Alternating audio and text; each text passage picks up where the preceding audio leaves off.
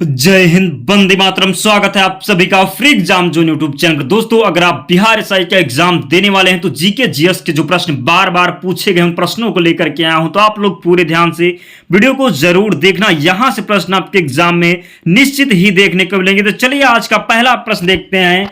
नगरों का क्रमिक पतन किस काल की एक महत्वपूर्ण विशेषता थी? तो ध्यान रखना है गुप्त काल यहां पर राइट आंसर हो जाएगा। जनसंख्या की दृष्टि से बिहार का भारत में कौन सा स्थान है? तो ध्यान रखना है तीसरा स्थान है जनसंख्या की दृष्टि से बिहार का, आपको ध्यान रखना है। अगला प्रश्न है, किस वंश के शासकों ने मंदिरों एवं ब्राह्मणों को सबसे अधिक ग्राम अनुदान में दिए थे? तो इसका राइट आंसर गुप्त वंश है, आपको ध्यान रखना है। अगला प्रश्न है, समुद्रगुप्त की उपलब्धियों का वर्णन उसके किस अभिलेख में मिलता है? तो प्रयाग अभिलेख में मिलता है, ध्यान रखना है। अगला प्रश्न है, वह कौन सा गुप्त राजा था जिसने विक्रमादित्य की पदवी ग्रहण की थी? तो इसका सही उत्तर हो जाएगा चंद्रगुप्त द्वितीय, ध्यान रखना है आपको। अगला प्रश्न है, हर्ष के शासन काल में उत्तर भारत का सबसे महत्वपूर्ण शहर कौन सा था?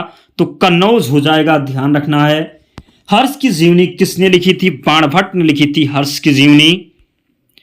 हर्षवर्धन अपनी धार्मिक सभा कहां किया करता था? तो प्रयाग में किया करता था।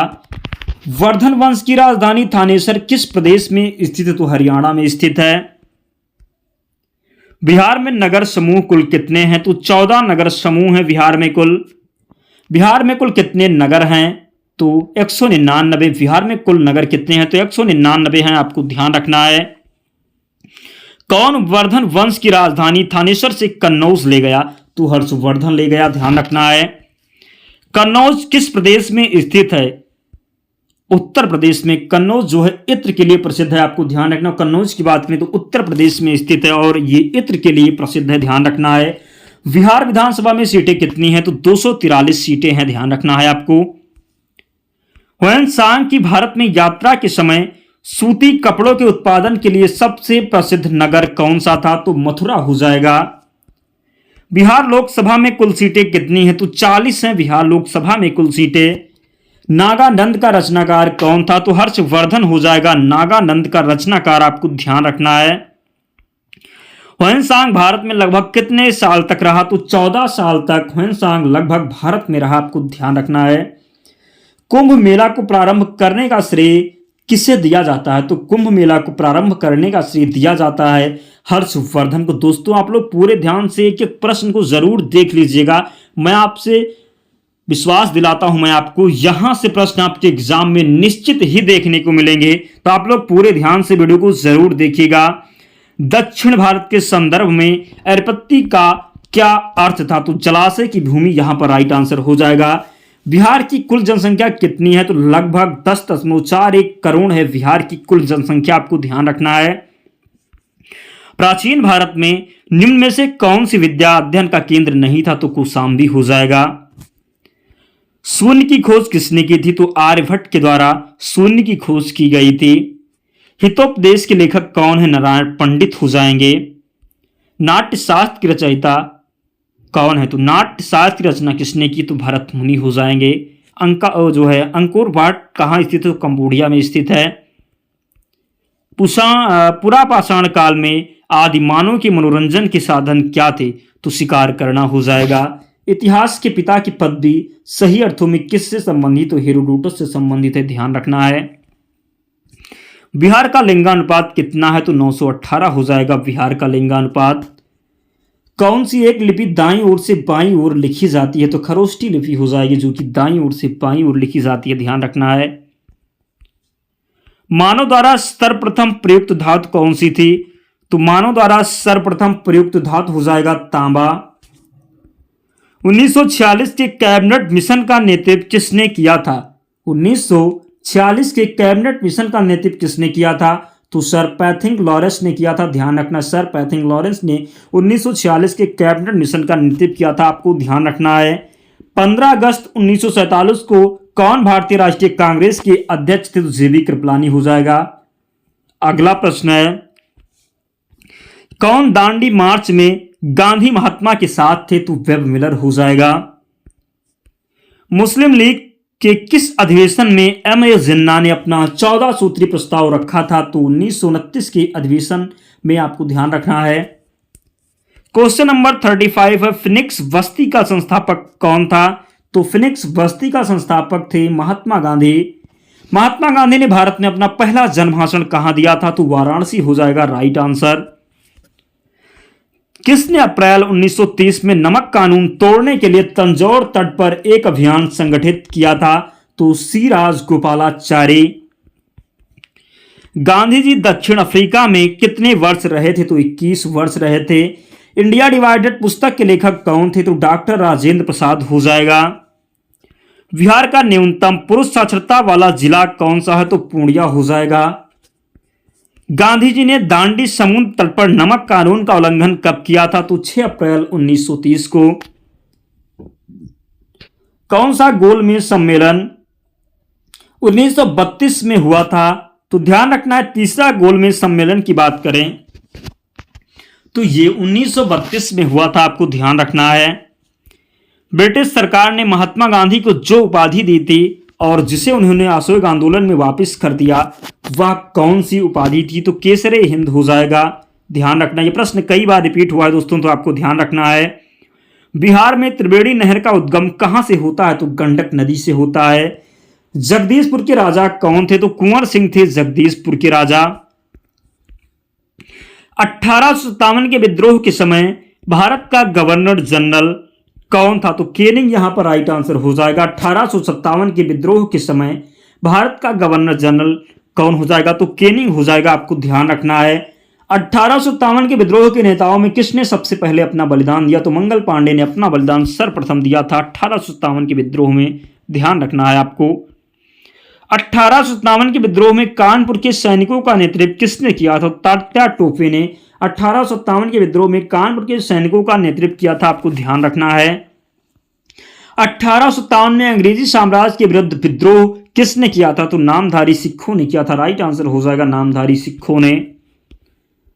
गडकरी विद्रोह का केंद्र कहां था? तो कोल्हापुर में था गडकरी विद्रोह का केंद्र। 1857 के बरेली विद्रोह का नेता कौन था? तो खान बहादुर हो जाएगा 1857 के बरेली विद्रोह का नेता। भारत के प्रथम स्वतंत्रता संग्राम का तात्कालिक कारण क्या था? तो अंग्रेजों का धर्म में हस्तक्षेप करना। भारत के प्रथम स्वतंत्रता संग्राम का तात्कालिक कारण क्या था? तो अंग्रेजों का धर्म में हस्तक्षेप करना, राइट आंसर हो जाएगा। मेरठ में विद्रोह का प्रारंभ कब हुआ था? तो 10 मई 1857 को मेरठ में विद्रोह प्रारंभ हुआ था, आपको ध्यान रखना है। भारतीय संविधान के अंतर्गत मूल अधिकारों का संरक्षक कौन होता है? तो न्यायपालिका। ध्यान रखना, न्यायपालिका की बात करें तो भारतीय संविधान के अंतर्गत मूल अधिकारों का संरक्षक कौन होता है? तो न्यायपालिका, आपको ध्यान रखना है। मौलिक अधिकारों के निलंबन का आदेश कौन दे सकता है? तो राष्ट्रपति जी दे सकते हैं मौलिक अधिकारों के निलंबन का आदेश, आपको ध्यान रखना है। भारतीय संविधान में प्रदत्त मूल अधिकार जो है, भारतीय संविधान में प्रदत्त मूलभूत अधिकारों को निलंबित करने वाली संस्था कौन सी है? तो राष्ट्रपति हो जाएगा। स्वतंत्रता के मूल अधिकार से संबंधित संविधान के अनुच्छेद 19 के अंतर्गत कितने प्रकार की स्वतंत्रता है? तो 6 प्रकार की स्वतंत्रता है, ध्यान रखना है। बिहार का सबसे बड़ा वन्यजीव अभ्यारण्य कौन सा है? तो कैमूर वन्यजीव अभ्यारण्य बिहार का सबसे बड़ा वन्यजीव अभ्यारण्य है, आपको ध्यान रखना है। मौलिक अधिकारों को लागू करने के लिए किसी न्यायालय द्वारा क्या जारी किया जा सकता है? तो समादेश रिट, ध्यान रखना है आपको। कौन व्यक्तिगत स्वतंत्रता से संबंधित है? तो बंदी प्रत्यक्षीकरण की बात करें तो ये व्यक्तिगत स्वतंत्रता से संबंधित है, आपको ध्यान रखना है। भारत के पहले राष्ट्रपति के रूप में डॉक्टर राजेंद्र प्रसाद का चुनाव किसके द्वारा किया गया था? तो संविधान सभा के द्वारा किया गया था। भारत के पहले राष्ट्रपति के रूप में डॉक्टर राजेंद्र प्रसाद का चुनाव संविधान सभा के द्वारा किया गया था, ध्यान रखना है। भारत के प्रथम राष्ट्रपति कौन थे? तो डॉक्टर राजेंद्र प्रसाद थे भारत के प्रथम राष्ट्रपति। भारत के राष्ट्रपति पर महाभियोग लगाने का अधिकार किसे है? तो संसद के दोनों सदनों को है भारत के राष्ट्रपति पर महाभियोग लगाने का अधिकार, आपको ध्यान रखना है। भारत में राष्ट्रपति राज्यसभा में कितने सदस्यों को मनोनीत कर सकता है? तो 12 सदस्यों को मनोनीत कर सकता है। कौन हमारे देश के दोनों में से किसी भी सदन का सदस्य नहीं होता है? तो राष्ट्रपति हो जाएगा। कौन हमारे देश के दोनों में से किसी भी सदन का सदस्य नहीं होता है? तो राष्ट्रपति यहां पर राइट आंसर हो जाएगा, आपको ध्यान रखना है।